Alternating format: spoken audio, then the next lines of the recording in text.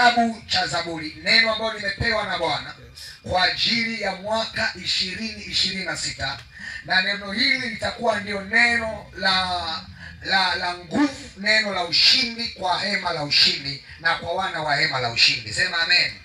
Neno hili linatoka kwenye kitabu cha Zaburi 37 ule mstari wa 5. Imeandikwa, umkabidhi Bwana njia yako, pia umtumainie naye atafanya. Haleluya. Neno hili ndio neno ambalo tutasafiri nalo mwaka mzima. Bwana Yesu apewe sifa.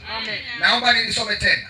Umkabidhi Bwana njia yako, pia mtumainie naye atafanya. Na nitaandaa na t-shirt maalum. Wale watakaozitaka nitakwambia kwa kiasi gani, lakini kwa hela ya kawaida kabisa, ambayo tabeba huu ujumbe wa mwaka mzima, mwaka 2026. Sema amen. Haleluya. Haleluya. Lakini pia Mungu amenipa na namna ambavyo tutakavyosalimiana tukiwa kanisani. Salamu ambayo tutaitumia ya kwanza ni shalom shalom, amani amani. Sema amen. Haleluya.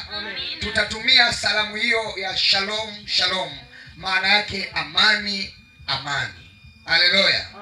Lakini pia tutatumia salamu ambayo mimi nikikutana na wewe nitakwambia Kristo, alafu utasema ni ushindi wetu.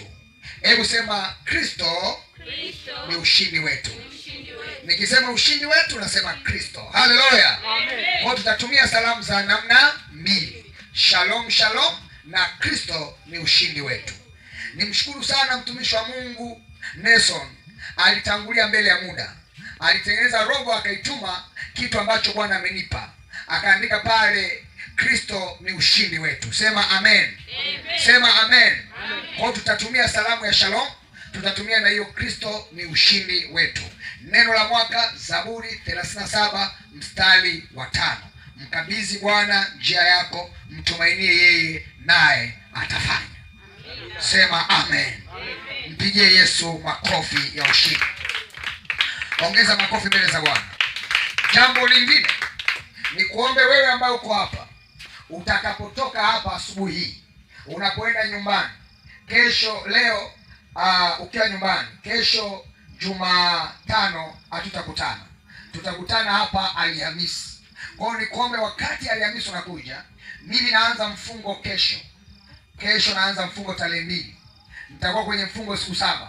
Kwa hiyo nikuombe wewe sasa kayaandike mambo unayoyataka ambayo Mungu ayatende, utayaleta hapa madhabahuni. Mimi nitamwomba Bwana ndani ya siku 7 kwa ajili yako. Amen. Sema amen.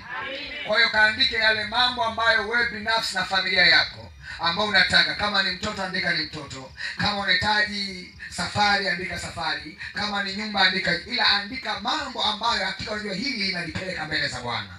Usiniandike nataka yebo, usilete hapa madhabahuni. Sawa sawa, watumishi wa Mungu. Andika mambo ya thamani ambayo hata Mungu akiona hakika anajua huyu amenijua kwamba mimi ni Mungu mwenye nguvu. Kwa hiyo andika mambo 7, uyalete, tutayaweka hapa madhabahuni. Mimi naingia kwenye mfungo tarehe 2, nitatoka kwenye mfungo baada ya siku 7. Na ninamwamini Mungu atayafanya yote utakaoyaandika kwa jina la Yesu. Sema amen. Na uwe na kopi 2. Moja uilete hapa kanisani, moja ubaki nayo pale nyumbani kwako, ili Mungu atakapofanya utamshukuru Mungu, sababu unajua hili nalo nilimuomba Bwana. Sema amen. Ili Mungu akipajua na hili nilimuomba Bwana. Kwa hiyo utapata nafasi ya kubeba sadaka yako na kumshukuru Mungu kwa jina la Yesu.